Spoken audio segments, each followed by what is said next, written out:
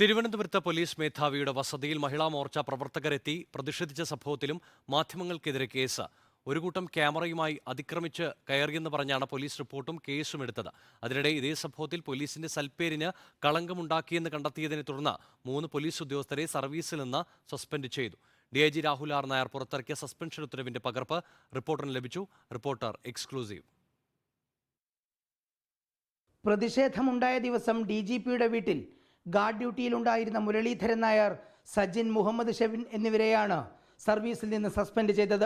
3 പേരെയും സസ്പെൻഡ് ചെയ്തുകൊണ്ടുള്ള DIG Rahul R നായരുടെ ഉത്തരവിൽ ഇങ്ങനെ പറയുന്നു: ശനിയാഴ്ച രാവിലെ 9:30 നിവേദനം കൊടുക്കാനെന്ന പേരിൽ 2 സ്ത്രീകളെത്തി.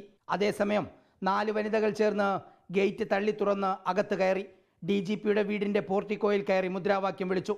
ഇത് കേരള പോലീസിന്റെയും കേരള പോലീസ് ആസ്ഥാനത്തിന്റെയും സൽപ്പേരിന് കളങ്കമുണ്ടാക്കി. ഗേറ്റിൽ ചുമതലയുണ്ടായിരുന്ന പോലീസ് ഉദ്യോഗസ്ഥർ ഗേറ്റ് തുറന്നു കൊടുക്കുന്നതിന് മുമ്പ് മേലുദ്യോഗസ്ഥരെ അറിയിക്കേണ്ടതായിരുന്നു. ഇതാണ് സുരക്ഷാ വീഴ്ചയ്ക്ക് കാരണമായതെന്നും 3 പേരെയും സർവീസിൽ നിന്ന് സസ്പെൻഡ് ചെയ്യുന്നതായും DIG രാഹുൽ ആർ നായരുടെ ഉത്തരവിൽ പറയുന്നു. ഇക്കഴിഞ്ഞ ശനിയാഴ്ചയായിരുന്നു മഹിളാ മോർച്ചയുടെ പ്രതിഷേധമുണ്ടായത്. അപ്രതീക്ഷിതമായി ഗേറ്റ് കടന്നെത്തിയ മഹിളാ മോർച്ച ജില്ലാ പ്രസിഡന്റ് അടക്കമുള്ളവരെ പോലീസ് പിന്നീട് അറസ്റ്റ് ചെയ്തു. റിമാൻഡിലായ ഇവർ കഴിഞ്ഞ ദിവസമാണ് ജയിലിൽ നിന്ന് പുറത്തിറങ്ങിയത്.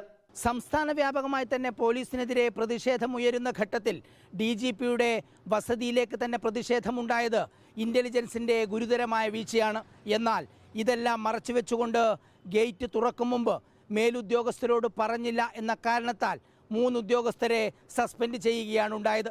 Reporter TV Prasad, in reporter.